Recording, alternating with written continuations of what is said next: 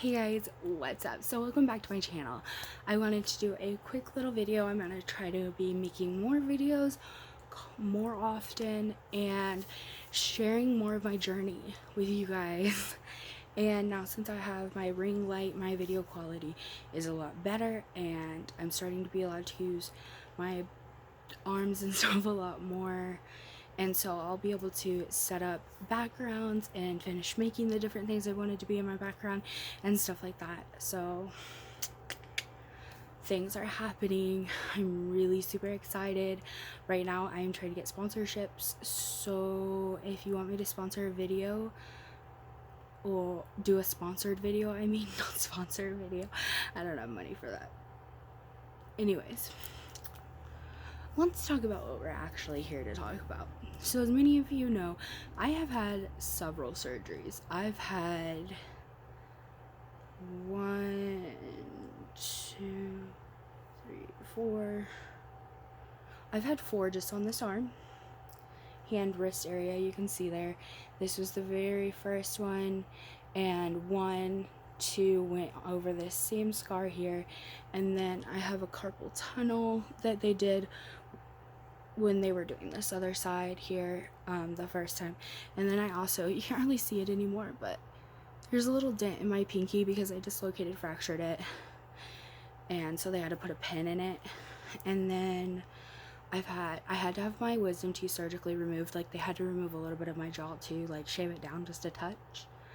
And then I had my tonsils and adenoids removed when I was little, really little. I also had to have tubes in my ears, and I think that, yeah, that's it. No, then I just had a little procedure since we've been here to kind of check out my esophagus and all that, and I did go under some mild anesthesia. Like, I didn't have to be intubated, it wasn't like crazy like that, but I was knocked out and had to go through the whole process of waking up and all that great stuff. So anyways, I want to talk to you about some of the crazy things I've done after I've woken up. And yeah, anyways, let's get started here. So I am kind of all over the place when I am coming out of anesthesia. So one of the first times I was really angry. Like, I think it was after I had the surgery on my pinky, and I was like in 5th grade, and they said I got kind of violent. Like, I was swinging at people. No, that was this one, the ganglion cyst, not the pin. The pin I was really, like, apparently carrying and, like, trying to help other people. Like I said, I hit extremes. So for that one, I was like trying to help other people, giving kids my bear because it was done at a children's hospital, and they were like, no, they get their own bear, blah, blah, blah. I had to prove that, like, with me and my mom, we could do all, like, my basic needs, like, I could go to the bathroom on my own. Like, that was one of the things I had to be able to do to be able to go to school, I believe. I don't remember exactly, but of course for that my dad wasn't there, so my mom, we still lived in my hometown, and my mom's really good friend, I don't know that she wants me to say her name on camera, so I'm just gonna leave it there. One of her really good friends, she was basically just like a part of our family. Like, I love her, she's awesome. But she came with us and was there and kind of trying to help my mom keep me in bed. So that was one of them. Like, I was just super happy. The next one, I was angry. I was super angry. I was super violent. Like, I guess I just started swinging at everybody and telling them no, no, no, and then I was crying, and then, like, I was all over the place. And then what I actually remember is my dad there, and, like, I felt like I was having a panic attack, and he was like, hey, you're okay, because my dad was deployed when we found out I had to have the surgery, and, like, the day before he flew in, we weren't sure that he was going to get to fly in, so my mom's parents came down to kind of be here just in case things didn't work out. At least my mom would have an extra set of hands to kind of help out with, like, you know, the middle of the night when you wake up in pain because your medicine ran out or whatever, you know, things like that. They're super awesome. They've always been there for us. Right now, my younger cousin is who needs them though, so that's where they are most of the time. That's why you haven't seen pictures and stuff of them a lot, you know. But anyways, so um he's like sitting there trying to get me to chill out a little bit, you know. And I remember I finally am awake enough to be aware that, oh, that's my dad, that's my mom, I'm okay, you know.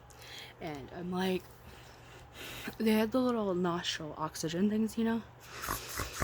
Anyways, and so I kept looking at them like, and my dad was like, what are you doing? I was like, I want them out. And then I asked him, I was like, do I still have an arm? And he's like, yeah. I was like, can I see it? Like, I just remembered those two parts. Everything else is kind of a blur and just what I've been told. So yeah. The other thing is silly. Like, I'll just say stupid things. Tell people whatever I think. So I had just had surgery, and after my surgeries, my parents take me somewhere like a small mall or something like that to kind of walk around, do a little shopping and stuff. So obviously right after surgery, you're still taking medicine. So this is not necessarily a right after anesthesia, but I get very honest and blunt. And so my dad goes, what makes 6-inch stilettos and a skirt that your butt almost hangs out of appropriate for mall shopping? And I said, not quietly, because my dad did whisper that to me, I said, because she's a whore. And my dad was like, oh. Like, and that was kind of his reminder to not ask me questions that he didn't want the honest answer to, I guess. I mean, it wasn't that he didn't want the honest answer, just like I didn't have the self-control in that moment to realize that I probably should have whispered back to him. Not exactly sure how it works, but anyways, this very last time that I got put under anesthesia for my endoscopy, I freaked out. I was having a really bad like anxiety and rocking myself and flipping myself all over the place, and just like it was bad. It was really bad. They ran out there, they got my dad and was like, we need you back here, my mom and my dad, we need you back here, we don't know what's going on, we can't get her to settle down and wake up all the way and be what, you know. And I asked my dad if he could record it, and he's like, no, we have a rule in our family that we don't record each other while we're under anesthesia. And I was like, no, record it. And he was like, he refused to, because I definitely would put it out there. It's funny, and if I can get a lot of views for it, more the better, you know.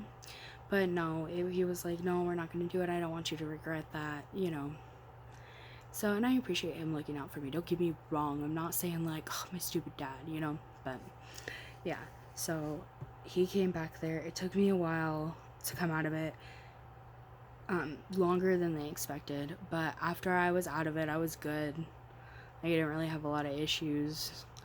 I was struggling to walk a bit, but I always have a hard time walking right after surgery. Like, I always have to be wheeled out to the car, unless I sat there for like a good long while, and I mean a good long while. So yeah, that was pretty much just my surgery experiences. Don't forget to like, comment, subscribe. Let me know what kind of crazy, silly stuff you've done when under anesthesia, or before or after surgery, or, you know, all the things. Let me know all the things about your surgery experiences. We all act silly and get a little crazy and act not ourselves. It's just part of what the medication does to you. So am I embarrassed?